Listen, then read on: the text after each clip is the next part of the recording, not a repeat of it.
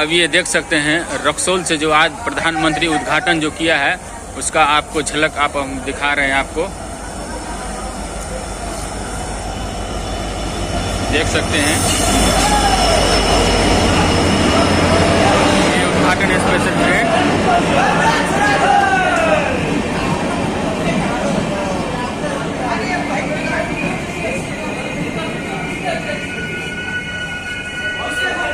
देख सकते हैं उद्घाटन स्पेशल। अब ये रक्सौल वाली जो आज ट्रेन जो उद्घाटन हुआ है उसका आज उद्घाटन हो चुका है। आज ये घोहटिया स्टेशन पे अभी है। अब ये लाइन क्लियर इसको मिल चुका है। अब ये चल दिया है जोगबनी के लिए।